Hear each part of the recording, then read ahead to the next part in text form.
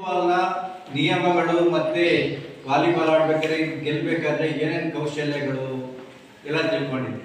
ಇವತ್ತು ಹಾಕಿ, ನೀವು ಹಿಂದಿನ ತರಗತಿಯಲ್ಲಿ 8ನೇ ತರಗತಿಗೆ ಹಾಕಿ ಆಟದ ಇತಿಹಾಸ ಎಲ್ಲ ತಿಳ್ಕೊಂಡಿದ್ದೀವಿ. ಹಾಕಿ ನಮ್ಮ ರಾಷ್ಟ್ರೀಯ ಕ್ರೀಡೆ ಅದಲ್ವಾ? ಆಕ್ಚುಲಿ ನೋಡಿ, ಈಜಿಪ್ಟ್ ಬ್ರಿಟನ್ ದೇಶದ ಹಾಕಿ ಆಟ ಇದೆ, ಅರ್ಥ ಆಯ್ತಾ?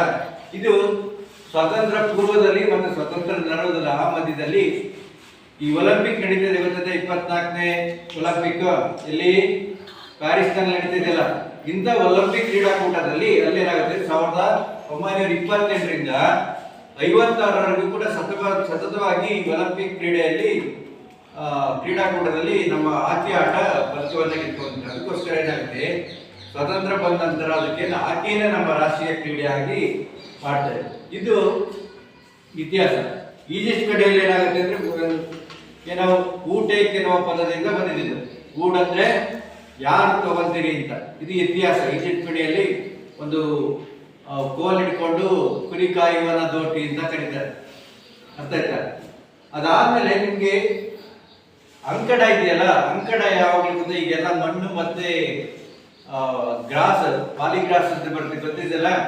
ಅಂದ್ರೆ ಲಾನ್ ಬರುತ್ತಲ್ಲ, ಪಾರ್ಕ್ ಒಳಗೆಲ್ಲ ಹಾಕಿರ್ತಲ್ಲ, ಆ ಹುಲ್ಲಿನ ಮೇಲೆ ಮಣ್ಣಿನ ಮೇಲೆ ಆಡ್ತದೆ. ಹಿಂದೆ ಮಣ್ಣಿನ ಕ್ರೀಡಾಕೂಟದಲ್ಲಿ ಆಡ್ಬೇಕಾದ್ರೆ ಏನಾಗುತ್ತೆ ಅಂದ್ರೆ ಬಹಳ ತೊಂದರೆ ಆಗ್ತದೆ. ಏನಾಗುತ್ತೆ, ಕಲ್ಲು ಮಣ್ಣು ಇರಬೇಕಾದ್ರೆ ಬಾಲ್ ಫ್ಲೋ ಆಗ್ಬೇಕಾದ್ರೆ ಬಾಲ್ ಎಲ್ಲ ಕುಡ್ಸೋದು ಹಿಂಗೆಲ್ಲ ಆಗ್ತಾ ಇರ್ತದೆ, ಅರ್ಥ ಆಯ್ತಾ?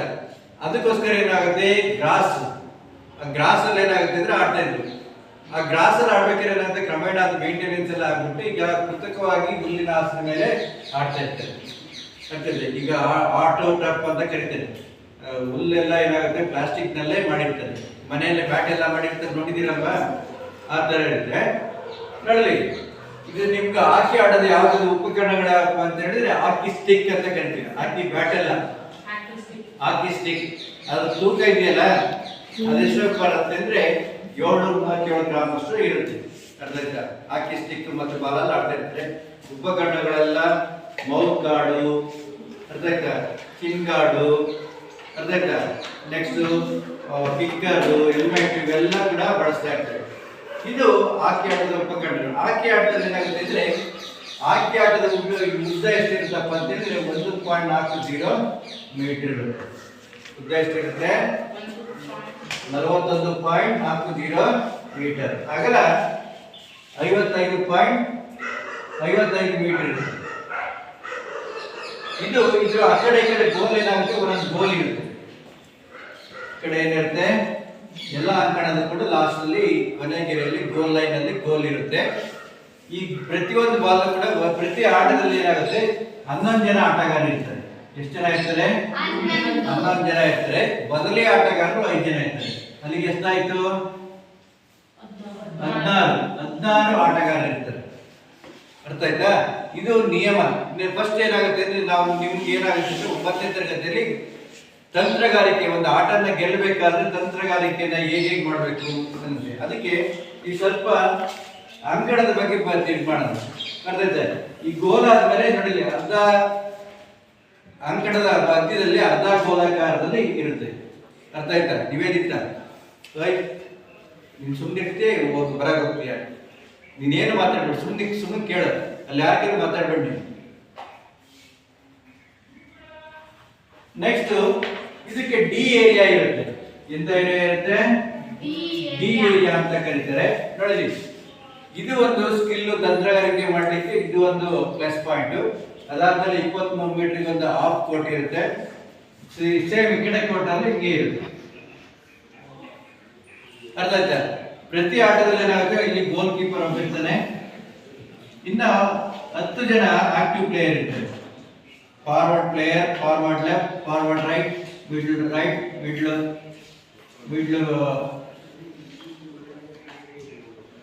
ಹೀಗೆ. ಇದು ಆಟ ಸ್ಟಾರ್ಟ್ ಆಗೋದು ಹೆಂಗಪ್ಪ ಅಂತ ಹೇಳಿದ್ರೆ, ನೋಡಿ, ಪಾಯಿಂಟ್ ತಗೊಂಡಾದ್ಮೇಲೆ ಸೆಂಟರ್ ಪಾಸ್ ಮುಖಾಂತರ ಏನ್ ಮಾಡ್ತಾರೆ, ಈಗ ಯಾರು ನಾವು ಕಾಯ್ದು ವಿನ್ ಆಗಿರ್ತೀವಿ, ಎಟ್ ಟೈಮ್ ನಾವು ಖೋಖೋ ಆಟದಲ್ಲಿ, ಕಬಡ್ಡಿ ಆಟದಲ್ಲಿ ನೋಡ್ತಾ ಇರ್ತೀವಲ್ವಾ? ಕಬಡ್ಡಿ ಆಟ ಮಾಡ್ತಾ ಇದ್ದ ಕೋರ್ಟ್ ಬೇಕಾ, ಸರ್ವಿಸ್ ಬೇಕಾ, ಹಂಗೆಲ್ಲ ತೋರ್ತೀವಲ್ಲ, ಹಂಗೆ ಸೆಂಟರ್ ಪಾಸ್ ಅಂತ ಹೇಳಿದ್ರೆ, ಈ ಸೆಂಟ್ರಲ್ ಬಾಲ್ ಇದ್ದು ನಮ್ಮ ಕಡೆಗೆ ಬಾಲ್ ರಿಸೀವ್ ಮಾಡ್ಕೊಂಡು ಆಮೇಲೆ ಮುಂದಕ್ಕೆ ಫಾರ್ವರ್ಡ್ ಹೋಗುವಂಥದ್ದು. ಇದು ಆಟದ ಒಂದು ನಿಯಮಗಳು. ಪ್ರತಿ ಒಂದು ಇದಕ್ಕೆ ಏನಾಗುತ್ತೆ, 60 ನಿಮಿಷ ಆಟ ಇದ್ರೆ 15 ನಿಮಿಷಕ್ಕೆ ಒಂದೊಂದು ಕ್ವಾರ್ಟರ್ ಇರುತ್ತೆ. 15 ಪ್ಲಸ್ 15 ಪ್ಲಸ್ 15 ಪ್ಲಸ್ 15 ಹೀಗೆ ಕ್ವಾರ್ಟರ್ ಇರುತ್ತೆ. ಪ್ರತಿ ಒಂದು ಇದಕ್ಕೂ ಕೂಡ 2 ನಿಮಿಷ ರೆಸ್ಟ್ ಇರುತ್ತೆ. ಮಧ್ಯ ಒಂದು 20 ನಿಮಿಷ 10 ನಿಮಿಷ ರೆಸ್ಟ್ ಇರುತ್ತೆ. ಇದು ಆಟದ ಒಂದು ತಂತ್ರಗಾರಿಕೆ. ನಿಮಗೆ ಇಟ್ಟಿರೋದೇನಪ್ಪ ಅಂದ್ರೆ ಆಟ ಗೆಲ್ಬೇಕಂದ್ರೆ ತಂತ್ರಗಾರಿಕೆ ಹೇಗೆ ಮಾಡಬೇಕು ಅಂತ. ಅರ್ಥ ಆಯ್ತಾ? ಹಾಕಿ ಕ್ರೀಡೆಯ ತಂತ್ರಗಳು ಯಾವ್ಯಾವ ಅಂತ ನೋಡಲಿ. ಪ್ರತಿ ಆಟದಲ್ಲೂ ಕೂಡ ಅರ್ಥ ಆಯ್ತಾ, ತಂತ್ರಗಳಂದ್ರೆ ಅಫೆನ್ಸ್ ಸ್ಕಿಲ್ ಮತ್ತೆ ಡಿಫೆನ್ಸ್ ಅಂತ. ಡಿಫೆನ್ಸ್ ಅಂದ್ರೆ ಆಕ್ರಮಣಕರ ಆಟಗಾರರು ಮತ್ತು ರಕ್ಷಣಾತ್ಮಕ ಆಟಗಾರರು ಅಂತ ಕರಿತಾ ಇರ್ತೀವಿ. ಈ ಆಟದಲ್ಲಿ ಏನಾಗುತ್ತೆ ಅಂದ್ರೆ ನಿಯಮಗಳು ಹೇಗೆ ಮಾಡಬೇಕು, ಆ ನಿಯಮಗಳ ಪ್ರಕಾರ ಹೇಗೆ ತಂತ್ರಗಾರಿಕೆಯನ್ನು ಉಪಯೋಗಿಸಬೇಕು ಆಟ ಆಡ್ಬೇಕಾದ್ರೆ. ಈಗ 11 ಜನ ಇರ್ತಾರೆ, ಮ್ಯಾನ್ ಟು ಮ್ಯಾನ್ ಆಡ್ತಾ ಇರ್ತಾರೆ. ಅರ್ಥ ಆಯ್ತಾ? ಮ್ಯಾನ್ ಟು ಮ್ಯಾನ್ ಆಡ್ಬೇಕಾದ್ರೆ ಬಾಲ್ ಹೇಗೆ ಕಳಿಸ್ಬೇಕು, ಹೇಗೆ ತಂತ್ರವನ್ನು ರೂಪಿಸಬೇಕು ಅನ್ನೋದೇ ಇರೋದು. ನೆಕ್ಸ್ಟ್ ಹಾಕಿ ಆಟಗಾರರಲ್ಲಿ ಇರಬೇಕಾದ ಅವಶ್ಯಕ ಗುಣಗಳು ಏನೇನು. ಈಗ ವಾಲಿಬಾಲ್ ಆಡ್ಬೇಕಾದ್ರೆ ಏನಾದ್ರು ಗುಣಗಳಿರ್ತವೆ. ಹೈಟ್ ಇರಬೇಕು, ಜಂಪ್ ಮಾಡೋಂಥದ್ದು ಇರಬೇಕು, ಫ್ಲೆಕ್ಸಿಬಿಲಿಟಿ ಇರಬೇಕು, ಅರ್ಥ ಆಯ್ತಾ, ಮೈ ಮಣಿತಾ ಇರಬೇಕು. ಹಂಗೆ ಹಾಕಿ ಆಟದಲ್ಲಿ ಏನೇನೋ, ಈಗ ಸ್ಟಿಕ್ ಇರಬೇಕು, ರಿಸೀವ್ ಮಾಡ್ಬೇಕಾದ್ರೆ ಸ್ಪೀಡ್ ಇರಬೇಕು, ಮತ್ತೆ ಒಂದು ನಿಖರತೆ ಇರಬೇಕು. ನಿಖರತೆ ಅಂದ್ರೆ ಬಾಲ್ನ ನಾವು ನಮ್ಮ ಪಾರ್ಟ್ನರಿಗೆ ಕಳಿಸ್ಬೇಕಾದ್ರೆ ಹೇಗಿರ್ಬೇಕು ಅಂತ ನೋಡಿ. ನೆಕ್ಸ್ಟ್ ಪಂದ್ಯಾಟಗಳು ಮತ್ತು ಪ್ರಶಸ್ತಿಗಳು ಅಂತ. ಹಾಕಿ ಆಟದಲ್ಲಿ ಪಂದ್ಯಾಟಗಳು ಮತ್ತು ಪ್ರಶಸ್ತಿಗಳು ಹೇಗಿರ್ತವೆ, ಅಂತಾರಾಷ್ಟ್ರೀಯ ಮಟ್ಟದಲ್ಲಿ ಹೇಗಿರ್ತವೆ ಮತ್ತೆ ರಾಜ್ಯ ಮಟ್ಟದಲ್ಲಿ ಹೇಗಿರ್ತವೆ. ಕೆಲವು ವೈಯಕ್ತಿಕವಾಗಿ ಏನೋ ಪ್ರಾಯೋಜಕರಾಗಿ ಅವ್ರದೇ ಹೆಸರಿನಲ್ಲಿ ಕೂಡ ಒಂದು ಪ್ರಶಸ್ತಿಗಳನ್ನ ಮಾಡ್ತಾ ಇರ್ತಾರೆ. ಹೀಗೆ ನಿಮ್ಮ 9ನೇ ತರಗತಿಯಲ್ಲಿರುವ ಪಠ್ಯಪುಸ್ತಕಗಳು ನೋಡಲಿ. ಹಾಕಿ ಆಟವು ಕ್ರೀಡಾ ಕ್ಷೇತ್ರದ ವಿಶೇಷ ಹಾಗೂ ಕ್ರಿಯಾಶೀಲವಾಗಿ ಆಟವಾಗಿದ್ದು ನಮ್ಮ ದೇಶದಲ್ಲಿ ವಿಶೇಷವಾದ ಸ್ಥಾನವನ್ನು ಪಡೆದಿದೆ. ಯಾಕೆ ಪಡೆದಿದೆ? ಈಜಿಪ್ಟ್, ಬ್ರಿಟನ್ ಆಟ್ಯ ಅಲ್ಲ ಇದ್ರೂ ಕೂಡ ನಮ್ಮ ದೇಶದಲ್ಲಿ ಯಾಕೆ ಆಯ್ತು ಅಂತ ಹೇಳಿದ್ರೆ, ಸ್ವತಂತ್ರ ಬಂದ ಟೈಮಲ್ಲಿ ಹಾಕಿ ಆಟ ಒಂದು ಪ್ರಚಲಿತವಾಗಿದ್ದು ಒಳ್ಳೆ ಸ್ಥಾನಮಾನವನ್ನು ಪಡೆದಿರುತ್ತೆ. ಹೀಗೆ ನಮ್ಮ ರಾಷ್ಟ್ರೀಯ ಕ್ರೀಡೆಯಾಗಿ ಮಾರ್ಪಾಡಾಗಿದೆ. ಈ ಆಟವು ತನ್ನದೇ ಆದ ರಾಷ್ಟ್ರೀಯ ಮಹತ್ವ ಹೊಂದಿದೆ. ಕೆಲವು ಅಂಶಗಳನ್ನು ಈಗಾಗಲೇ ನೀವು ಹಿಂದಿನ ತರಗತಿ ತಿಳ್ಕೊಂಡು ಏನೇನು ಸ್ಕಿಲ್ಗಳು ಏನೇನು ಇರ್ತವೆ ಅಂತ. ನೆಕ್ಸ್ಟ್ ಹಾಕಿ ಕ್ರೀಡೆಯಲ್ಲಿ ತಂತ್ರಗಳು ಹೇಗಿರ್ತವೆ ಅಂತ ನೋಡಲಿ. ಈಗ ಪ್ರತಿಯೊಂದು ಆಪೋಸಿಟ್ ಪ್ಲೇಯರ್ 11 ಇರುತ್ತೆ, ಡಿಫೆನ್ಸ್ ಪ್ಲೇಯರ್ ಕೂಡ 11 ಇರ್ತಾರೆ. ಹಾಕಿ ಮತ್ತು ಇತರೆ ತಂತ್ರ ಪಂದ್ಯಾಟಗಳಲ್ಲಿ ಮುಖ್ಯವಾಗಿ ವಲಯಗಳು ಪ್ರಮುಖವಾಗಿರ್ತವೆ. ನೋಡೋದಕ್ಕೆ ವಲಯಗಳಂದ್ರೆ ಫ್ರಂಟ್ ಜೋನ್ ಮತ್ತು ಬ್ಯಾಕ್ ಜೋನ್ ಮತ್ತು ಮಿಡ್ಲ್ ಜೋನ್ ಅಂತ ಕರಿತೀವಿ. ಇದರಲ್ಲಿ ಲೆಫ್ಟ್ ಮತ್ತೆ ರೈಟ್ ಅಂತ ಕರಿತೀವಿ. ಮಿಡ್ಲ್, ಲೆಫ್ಟ್, ರೈಟ್ ಅಂತ. ಯಾವ ಪ್ಲೇಸ್ ಅಲ್ಲಿ ಈಗ ಫಾರ್ ಎಕ್ಸಾಂಪಲ್ ವಾಲಿಬಾಲ್ ಆಡ್ಬೇಕಾದ್ರೆ ಸೆಂಟರ್ ಪಾಸ್ ಸೆಂಟರ್ ಆಡ್ತೀವಿ, ಡಿಫೆನ್ಸ್ ಆಡ್ತೀವಿ, ಪಾಸಿಂಗ್ ಆಡ್ತೀವಿ, ಅದಲ್ಲ ಸ್ಮ್ಯಾಶಿಂಗ್ ಪೊಸಿಷನ್ ಎಲ್ಲ ಇರುತ್ತೆ. ಹಂಗೆ ಇದರಲ್ಲೂ ಕೂಡ ಹಾಕಿಯಲ್ಲೂ ಕೂಡ ಒಂದು ನಿರ್ದಿಷ್ಟವಾದ ಪೊಸಿಷನ್ಗಳನ್ನ ತಗೊಂಡಿರ್ತೀವಿ. ನೋಡಿ, ಪ್ರಮುಖವಾಗಿ ಔಟ್ ನಂಬರಿಂಗ್ ಅಂದ್ರೆ ಪ್ರತಿಯೊಂದು ಆಟದಲ್ಲಿ ಕೂಡ ನಂಬರಿಂಗ್ ಇರ್ತದೆ. ನಂಬರಿಂಗ್ ಅಂದ್ರೆ ಎಲ್ಲಾ ದಾಳಿಕಾರ ಅಂದ್ರೆ ಬಾಲ್ ನ ತಗೊಂಡು ಗೋಲ್ ಮಾಡೋಂತ ಏನ್ ಮಾಡ್ತಾರೆ, ದಾಳಿಕಾರ ಅಂತಾರೆ. ರಕ್ಷಣಾತ್ಮಕ ದಾಳಿಕಾರ ಅಂದ್ರೆ ಆ ಬಾಲ್ ನ ತಡೆಗಟ್ಟದಲ್ಲ, ಅದಕ್ಕೆ ರಕ್ಷಣೆ ಮಾಡೋದಕ್ಕೆ ದಾಳಿಕಾರ ಅಂತಾರೆ. ಆಟಗಾರರಿಂದ ಹೆಚ್ಚಿನ ಸಂಖ್ಯೆಯ ದಾಳಿ ಮಾಡುವುದು ಒಂದು ಉತ್ತಮ ತಂತ್ರಗಾರಿಕೆ. ಅಂದ್ರೆ ನಾವು ಡಿಫೆನ್ಸ್ ಮಾಡೋದಕ್ಕಿಂತ ಅಫೆನ್ಸ್ ಮಾಡೋದಿಲ್ಲ, ಅದು ಒಂದು ಉತ್ತಮ ತಂತ್ರಗಾರಿಕೆ ಇರ್ತದೆ. ಇದು ತಮ್ಮ ಮೈದಾನದ ಚೆಂಡು ಇದ್ದ ಸಮಯದಲ್ಲಿ ದಾಳಿಕಾರರು ಏಕಕಾಲದಲ್ಲಿ ಎದುರಾಳಿ ಅಂಕಣದ ಪ್ರವೇಶಿಸುವುದು. ಈಗ ನಮ್ಮ ಬಾಲ್ ಇಲ್ಲಿ ಇತ್ತು ಅಂತ ಹೇಳಿದ್ರೆ ಈ ಡಿಫೆನ್ಸ್ ಅಫೆನ್ಸ್ ಮಾಡ್ತಾ ಇರ್ತಾರೆ, ಏಕಕಾಲದಲ್ಲಿ ಫ್ರಂಟ್ ಝೋನ್ ಅಲ್ಲಿ ಇರುವಂತದ್ದು ದಾಳಿ ಮಾಡುವಂತ ಒಂದು ಸ್ಕಿಲ್ ಆಗಿರುತ್ತದೆ.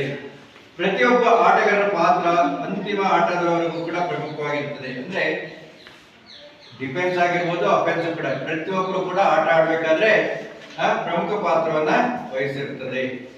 ಚೆಂಡಿನ ಎರಡು ತಂಡದವರು ಕೂಡ ರಕ್ಷಣಾಕಾರರು ಮತ್ತು ಆಕ್ರಮಣಕಾರರು ಕೂಡ ಎರಡರೂ ಕೂಡ ಇರ್ತಾರೆ. ಅಂದ್ರೆ ಮ್ಯಾನ್ ಟು ಮ್ಯಾನ್ ಡಿಫೆನ್ಸ್ ಆಡ್ಕೊಂಡ್ರೆ ಹಾಕಿ ಆಟವನ್ನ ಆಡ್ತಾ ಇರ್ತಾರೆ. ಪಂದ್ಯಾಟದಲ್ಲಿ ಪ್ರಮುಖವಾಗಿ ಚೆಂಡು ಮೈದಾನದಲ್ಲೇ ಚಲಿಸ್ತಾ ಇರುವಾಗ ಪಾಸಿಂಗ್ ಅಂತಾರೆ. ಆಟ ಆಡ್ಬೇಕಾದ್ರೆ ಏನಂದ್ರೆ ಪಾಸಿಂಗ್ ಅಂತ ಹೇಳಿದ್ರೆ ಕೇಳಿ.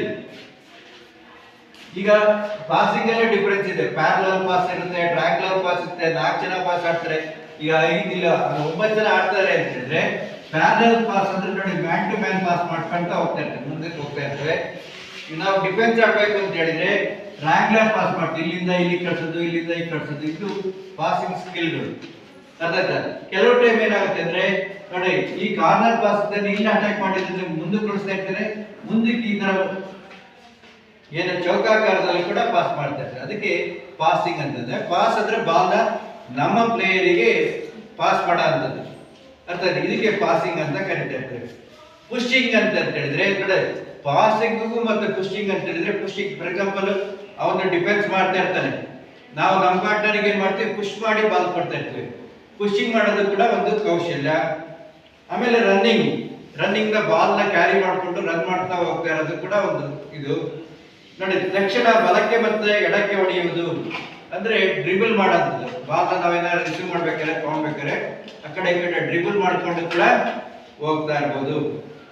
ನೆಕ್ಸ್ಟ್ ಚೆಂಡನ್ನು ಸ್ಟಿಕ್ ನಲ್ಲಿ ಹಿಡಿದುಕೊಂಡು ಅಂದ್ರೆ ಸ್ಟಿಕ್ ನಲ್ಲಿ ಅವನ್ನ ಕಂಟ್ರೋಲ್ ಮಾಡ್ಕೊಂಡು ಅಫೇರ್ ಡಿಪೆಂಡ್ ಮಾಡಿ. ಈಗೇನಾಗುತ್ತೆ ಅಂದ್ರೆ ಆಟ ಆಡ್ಬೇಕಾದ್ರೆ ಸ್ಟಿಕ್ ಅಲ್ಲಿ ನಾವು ಬೇರೆ ಆಟಗಾರನ ಡಿಸ್ಟರ್ಬ್ ಮಾಡಂಗಿರಲ್ಲ, ಅದಕ್ಕೆ ಬಾಲ್ ನಾವೇನ್ ಮಾಡ್ತೀವಿ ಮುಂದೆ ಡ್ರಿಬಲ್ ಮಾಡ್ಕೊಂಡು ಅದನ್ನ ಕಂಟ್ರೋಲ್ ಮಾಡ್ಕೊಂಡು ಇಟ್ಕೊಳ್ಳೋದು ಕೂಡ ಒಂದು ತಂತ್ರಗಾರಿಕೆ.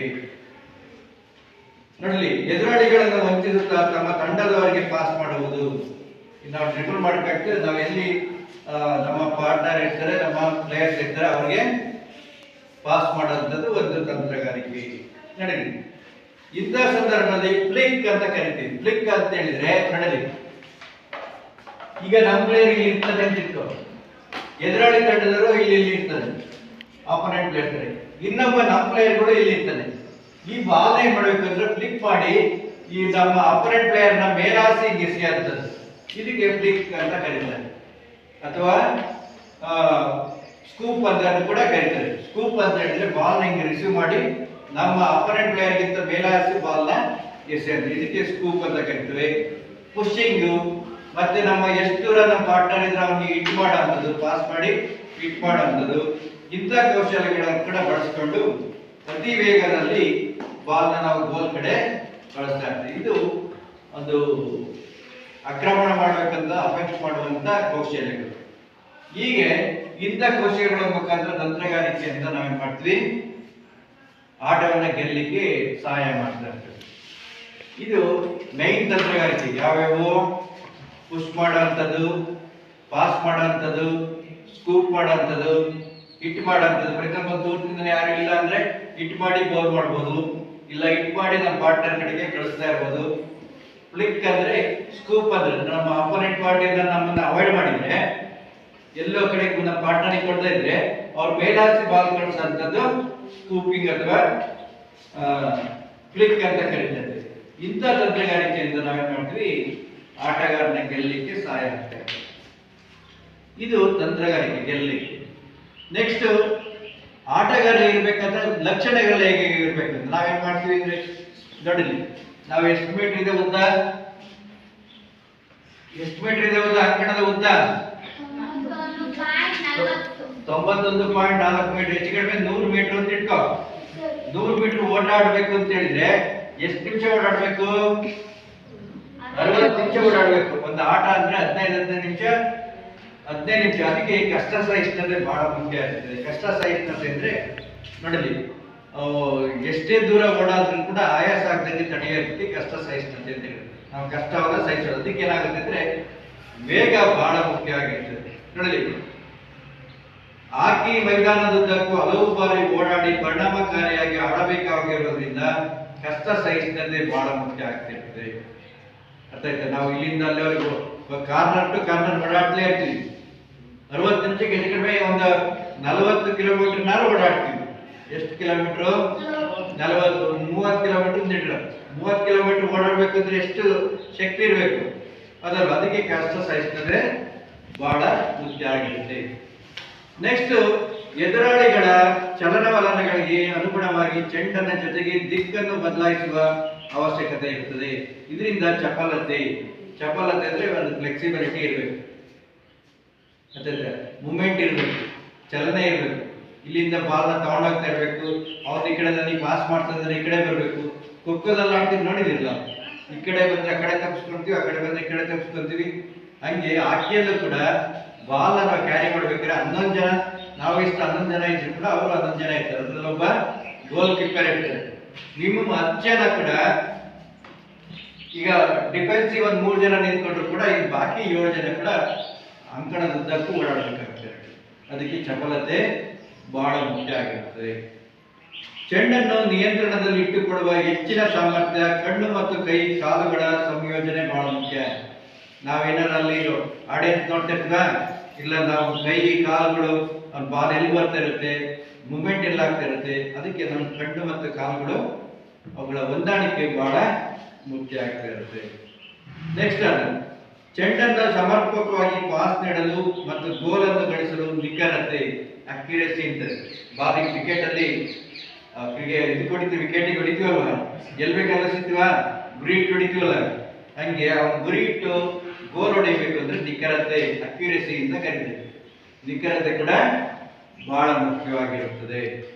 ನೆಕ್ಸ್ಟ್ ಆಟಗಾರರಿಗೆ ಚೆಂಡನ್ನು ಪಡೆಯಲು ಅಥವಾ ಬೇರೆ ಏನಾದ್ರು ಪಾಸ್ ಮಾಡ್ತಾ ಹೋಗ್ಬೇಕಾದ್ರೆ ನಾವು ಚೆಂಡನ್ನು ಪಡೆಯಲು ಮತ್ತು ಎದುರಾಳಿಗಳಿಂದ ವಂಚಿಸಿ ಕ್ಷಣಾರ್ಧದಲ್ಲಿ ಚೆಂಡನ್ನು ಪಾಸ್ ನೀಡಲು ಅಥವಾ ಎದುರಾಳಿಗಳಿಗೆ ಚೆಂಡನ್ನು ಕಳಿಸಲು ವೇಗ ಬಹಳ ಮುಖ್ಯ ಆಗ್ತದೆ.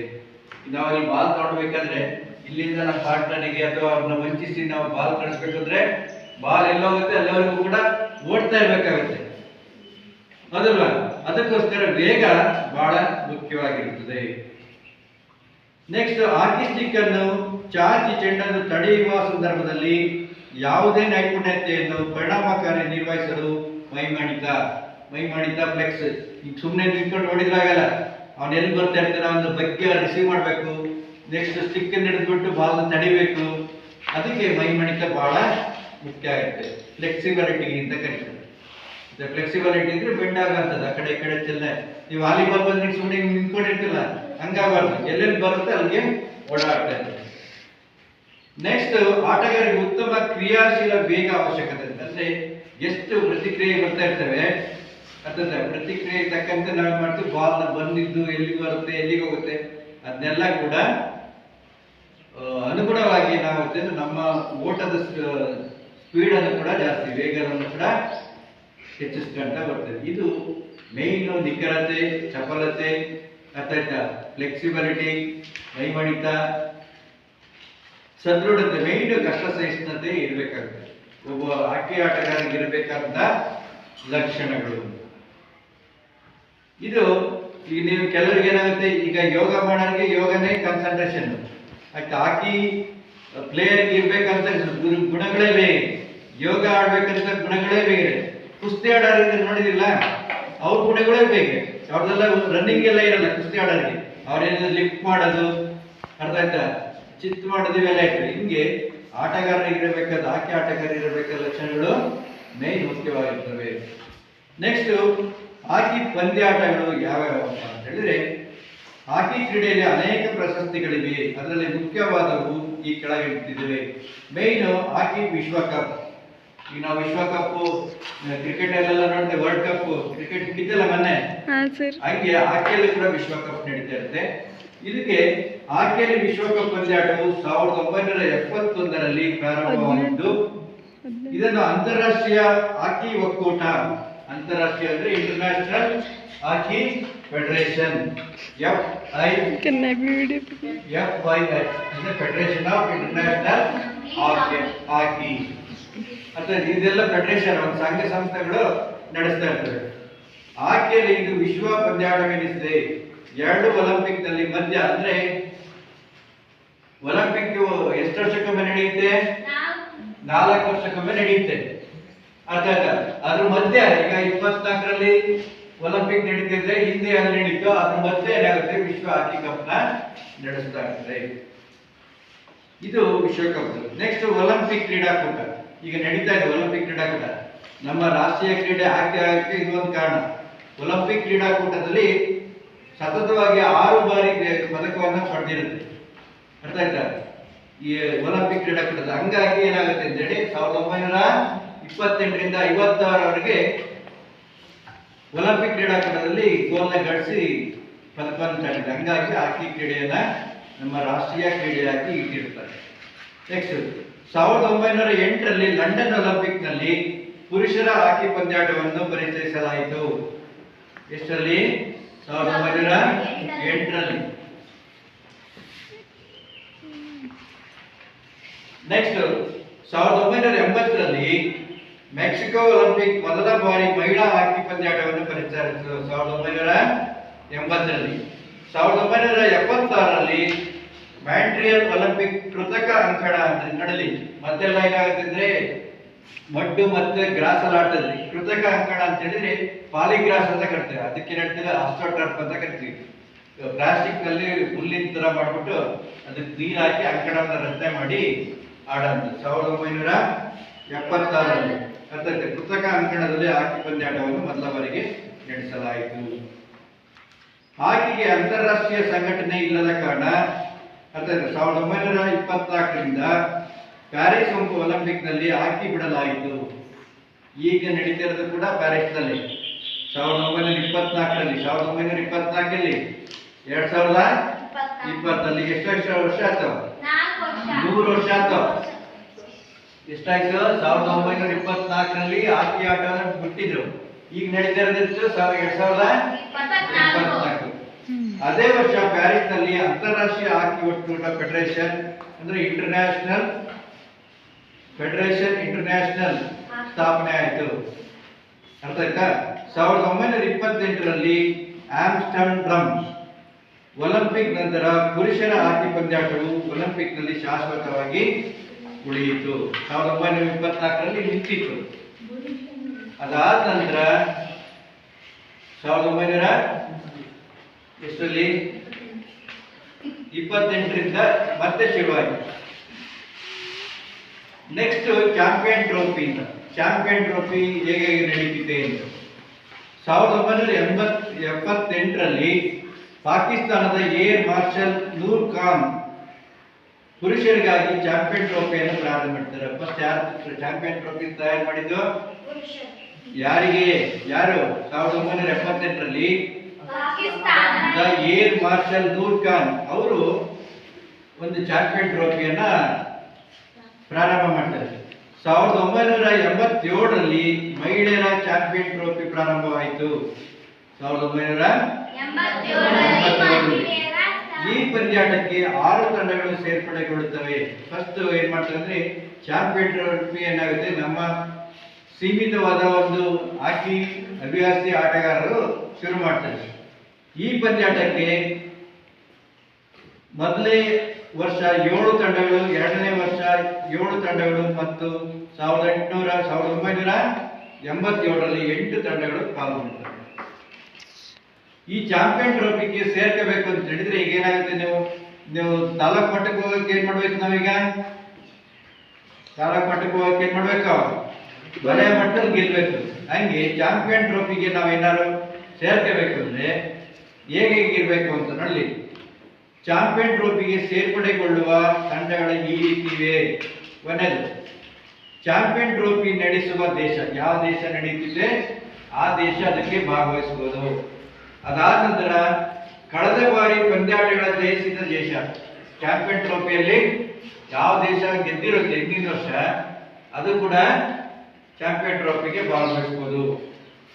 ನೆಕ್ಸ್ಟ್, ಇತ್ತೀಚೆಗೆ ನಡೆದ ವಿಶ್ವಕಪ್ ಅಥವಾ ಒಲಿಂಪಿಕ್ ನಲ್ಲಿ ಉನ್ನತ ಶ್ರೇಣಿ ಪಡೆದ ಇತರ 3 ತಂಡಗಳು. ಅಂದ್ರೆ ಉನ್ನತ ಶ್ರೇಣಿ ಅಂತ ಹೇಳಿದ್ರೆ ಕೇಳಿದ್ವಿ, ಎಲ್ಲ ಒಲಿಂಪಿಕ್ ಕ್ರೀಡೆಗಳು ನಾವೇ ಈಗ ನಾವೇನ್ ಮಾಡ್ತೀವಿ, ವಲಯ ಮಟ್ಟದಲ್ಲಿ ಏನಾಗುತ್ತೆ, ನಾಕೌಟ್ ಟೂರ್ನಮೆಂಟ್ ಮಾಡ್ತೀವಿ. ಒಂದ್ಸರಿ ನಾವೇನಾದ್ರು ಸೋತ್ರೆ ಹೊರಗೆ ಬಂದ್ಬಿಡ್ತೀವಿ. ಅಲ್ಲಂಗಲ್ಲ, ಎಲ್ಲರೂ ಎಲ್ಲಾ ಟೀಮ್ ಮೇಲೂ ಆಡ್ಬೇಕು. ಲೀಗ್ ಟೂರ್ನಮೆಂಟ್ ಅಂತ ಕರಿತೀವಿ. ಅವಾಗ ಏನಾಗುತ್ತೆ, ಅತ್ಯಂತ ಹೆಚ್ಚು ಅಂಕಗಳನ್ನು ಗಳಿಸಿದಂತ ತಂಡಗಳಿಗೆ ಚಾಂಪಿಯನ್ ಟ್ರೋಫಿನ ಸೇರ್ಲಿಕ್ಕೆ ಅವಕಾಶವನ್ನ ಸೇರಿಸ್ತಾ ಇರ್ತಾರೆ. ನೆಕ್ಸ್ಟ್, ವಿಶ್ವ ಚಾಂಪಿಯನ್. ಹಾಕಿ ವಿಶ್ವ ಚಾಂಪಿಯನ್ ಅಲ್ಲಿ ಯಾರು ಇರ್ತಾರೆ ಅವರು ಕೂಡ ಏನು ಚಾಂಪಿಯನ್ ಟ್ರೋಫಿಗೆ ಭಾಗವಹಿಸಬಹುದು. ಇದು next, Sultan Ajlan Shah cup ಅಂತ ಏನ ಸುಲ್ತಾನ್ ಅಜ್ಲಾನ್ ಶಾ ಕಪ್. ಇದು ಪ್ರತಿ ವರ್ಷ ಮಲೇಷಿಯಾದಲ್ಲಿ ನಡೆಯುವ ಪಂದ್ಯಾಟವಾಗಿದೆ. ಎಲ್ಲಿ ನಡೆಯುತ್ತಿದೋ? ಮಲೇಷಿಯಾದಲ್ಲಿ ನಡೆಯುತ್ತಿದೆ. 1983ರಲ್ಲಿ ಇದು 2 ವರ್ಷಕ್ಕೊಮ್ಮೆ ನಡೆಯುವ ಸ್ಪರ್ಧೆಯಾಗಿ ಪ್ರಾರಂಭಗೊಂಡಿತು. ಯಾವುದು? ಸುಲ್ತಾನ್ ಅಜ್ಲಾನ್ ಶಾ ಟ್ರೋಫಿ ಏನಾಗುತ್ತೆ, ಪ್ರತಿ 2 ವರ್ಷಕ್ಕೊಮ್ಮೆ ನಡೀತಾ ಇರುತ್ತೆ. ಈ ಪಂದ್ಯಾಟವು ಜನಪ್ರಿಯ ಹಾಗೂ ಅಭಿವೃದ್ಧಿ ಹೊಂದಿದ್ದರಿಂದ ಪ್ರತಿ ವರ್ಷ ನಡೆಯಲಾಯಿತು. ಈ ಕಪ್ಪ ಏನಾಗುತ್ತೆ, ನಾವೇನ ನಿಮ್ಮೂರೆಲ್ಲ ಓರಿ ಓಡಿಸ್ತಾ ನೋಡಿದಿರಲ್ಲ, ಏನಾರ ಚೆನ್ನಾಗಿ ಆಗ್ಬಿಟ್ರೆ ಈ ಒಬ್ಬಕ್ಕೂ ಓಡಿಸ್ತೀವಿ ಮತ್ತು ಮುಂದಿನ ಒಬ್ಬಕ್ಕೂ ಓಡಿಸ್ತಾ ಇರ್ತೀವಿ. ಹಂಗೆ ಅರ್ಥ ಆಯ್ತಾ? ಹಾಕಿ ಆಟ ಚೆನ್ನಾಗಿ ಆಗಿರೋದ್ರಿಂದ ಪ್ರತಿ ವರ್ಷ ಕೂಡ ಈ ಟೂರ್ನಮೆಂಟ್ನ ನಡೆಸ್ತಾ ಇರ್ತಾರೆ. ಈ ಸ್ಪರ್ಧೆಗೆ ಮಲೇಷಿಯಾದ 9ನೇ ರಾಜ ಸುಲ್ತಾನ್ ಅಜ್ಲಾನ್ ಶಾ ಹಾಕಿ ಪ್ರಿಯರ್ ಆಗಿದ್ದರಿಂದ ಅವರ ಹೆಸರನ್ನ ಇಡ್ತಾ ಇರ್ತಾರೆ. ಈ ಕಪ್ನ ಹೆಸರಿದೆಯಲ್ಲ ಸುಲ್ತಾನ್ ಅಂತ, ಅವನು ಮಲೇಷಿಯಾದ ರಾಜ, ಅದಕ್ಕೋಸ್ಕರ ಅವನ ಹಾಕಿ ಇಷ್ಟ ಆಗಿರೋದ್ರಿಂದ ಅವನ ಹೆಸರನ್ನ ಇಟ್ಟಿರ್ತಾರೆ. ನೆಕ್ಸ್ಟ್ ಏಷ್ಯನ್ ಕ್ರೀಡಾಕೂಟ ಅಂತ.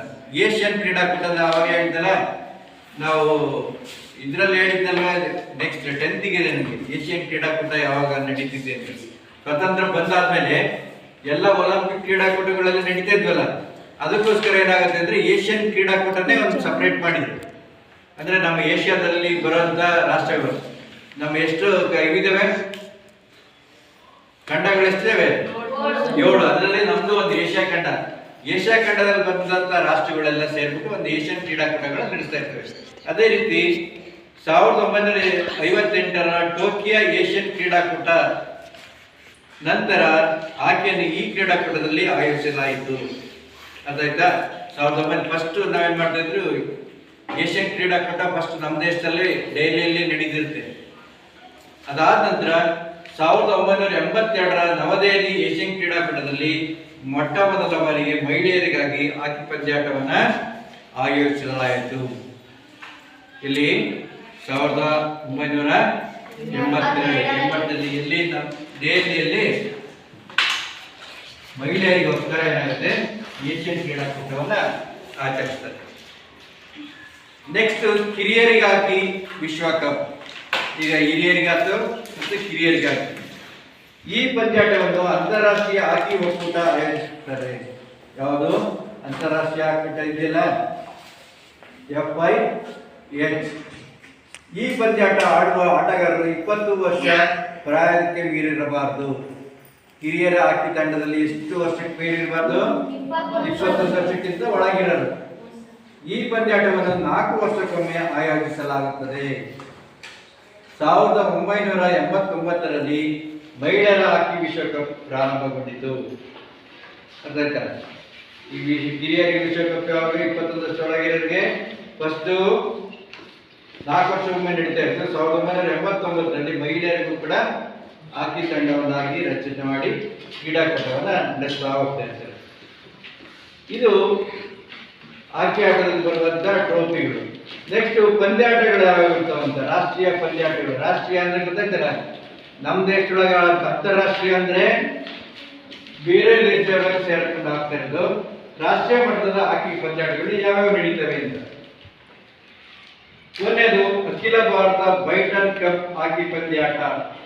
ಇಲ್ಲಿ ಪಶ್ಚಿಮ ಬಂಗಾಳದಲ್ಲಿ ನಡೀತಿದೆ ಅಖಿಲ ಭಾರತ ಬೈಟನ್ ಕಪ್ ಹಾಕಿ ಪಂದ್ಯಾಟ.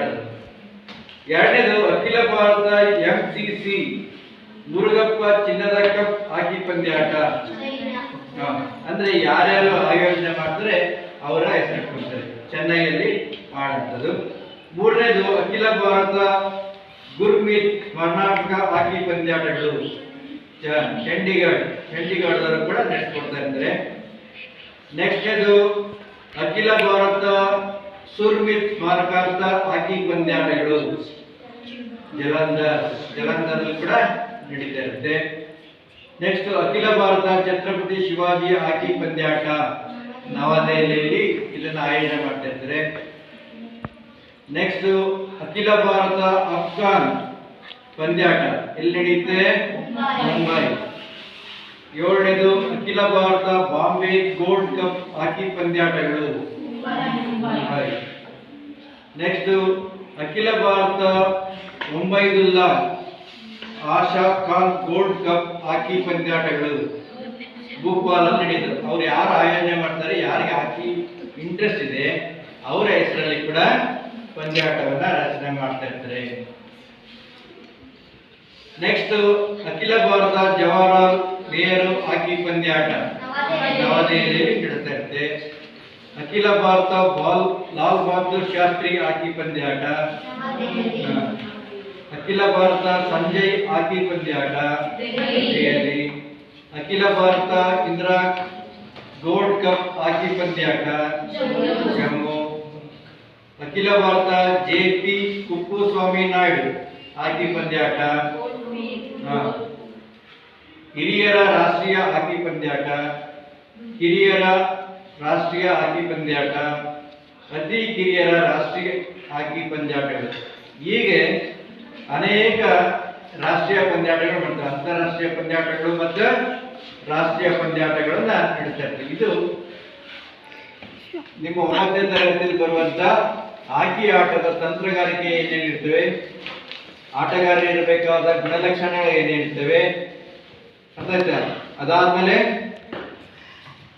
ಮತ್ತೆ ಹಾಕಿ ಆಟದಲ್ಲಿ ಬರುವಂತ ಅಂತಾರಾಷ್ಟ್ರೀಯ ಪ್ರಶಸ್ತಿಗಳು ಮತ್ತು ಟೂರ್ನಿಮೆಂಟ್ಗಳು, ಅದಾದ್ಮೇಲೆ ರಾಷ್ಟ್ರ ಮಟ್ಟದಲ್ಲಿ ಬರುವಂತ ಟೂರ್ನಿಮೆಂಟ್, ಇವು ಹಾಕಿ ಆಟದಲ್ಲಿ ಬರುವಂತ ವಿಷಯ.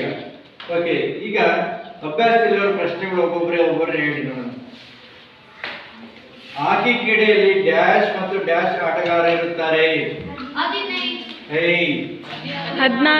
ಆಟಗಾರ ಇರ್ತಾರೆ. ರಕ್ಷಣಾತ್ಮಕ ಮತ್ತೆ ಆಕ್ರಮಣಕಾರಣ, ಡಿಫೆನ್ಸ್ ಪ್ಲೇಯರ್ ಮತ್ತೆ ಅಫೆನ್ಸ್ ಪ್ಲೇಯರ್ ಇರ್ತಾರೆ ಅಂತ ಆಟಗಾರರು ಇರುತ್ತಾರೆ.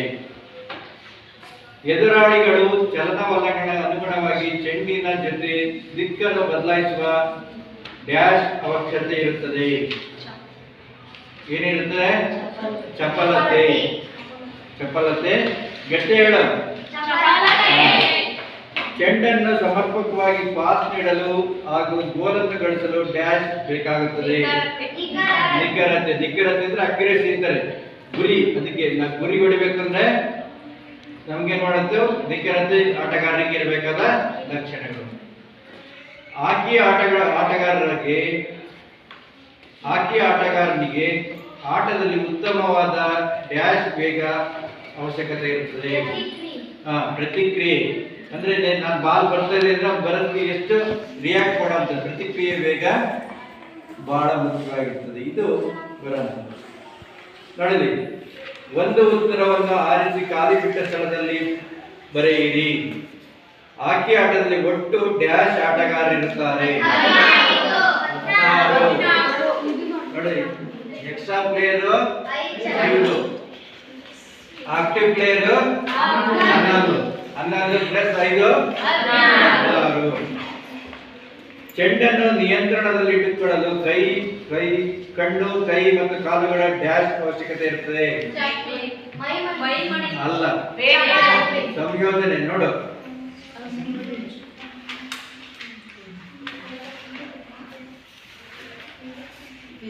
ಚೆಂಡನ್ನು ನಿಯಂತ್ರಣದಲ್ಲಿ ಇಟ್ಟುಕೊಳ್ಳಲು ಹೆಚ್ಚಿನ ಸಾಮರ್ಥ್ಯದ ಕಣ್ಣು, ಕೈ ಮತ್ತೆ ಕಾಲುಗಳ ಸಂಯೋಜನೆ ಅವಶ್ಯಕ. 3ನೇ ಪಾಯಿಂಟ್ ಅದಲ್ವಾ? Okay, next. ಚೆಂಡನ್ನು ಎಡ ಬಲಕ್ಕೆ ಹೊಡೆಯುತ್ತಾ ಸ್ಟಿಕ್ ಹಿಡಿತದಲ್ಲಿಟ್ಟುಕೊಳ್ಳುವುದನ್ನು ಡ್ಯಾಶ್ ಎನ್ನುತ್ತಾರೆ. ಅಲ್ಲ, ಡ್ರಿಬಲ್ ಅಂತ. ಏನ್ ಹೇಳ್ತಾರೆ? ಡ್ರಿಬಲ್. ಯಾರು ಕಿತ್ಕೊಂಡು ಹೋದಂಗೆ ನೋಡ್ಕೊಂಡು ಇಡ ಅಂತದ್ದು. ನೆಕ್ಸ್ಟ್, ಎ ಪಟ್ಟಿ ಮತ್ತು ಬಿ ಪಟ್ಟಿಗಳನ್ನು ಹೊಂದಿಸಿ ಬರೆಯಿರಿ. ವಿಶ್ವಕಪ್ ಯಾವಾಗ? 71. ಪುರುಷರ ಒಲಿಂಪಿಕ್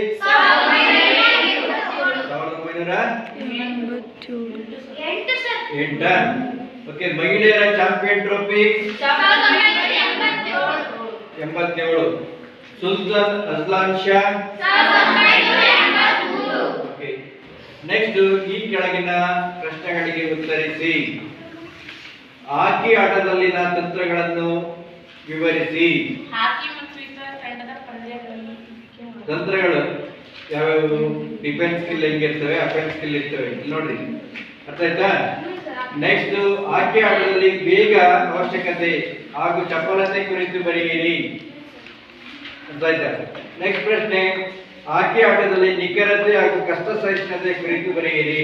ನಿಖರತೆ ಅಂದ್ರೆ ಗೋಲ್ ಹೊಡಿಬೇಕಾದ್ರೆ ಎಷ್ಟಿರ್ಬೇಕು ಅಂದ್ರೆ ಕಷ್ಟ ಸಹಿಷ್ಣುತೆ ಅಂದ್ರೆ ಎಲ್ಲ ಗ್ರೌಂಡ್ನೆಲ್ಲ ಓಡಾಡ್ತಿರ್ಬೇಕು. ಗೊತ್ತಾಯ್ತು? ಅದಕ್ಕೆ ಕಷ್ಟ ಸಹಿಷ್ಣುತೆ ಬಹಳ ಮುಖ್ಯವಾಗಿರ್ತದೆ.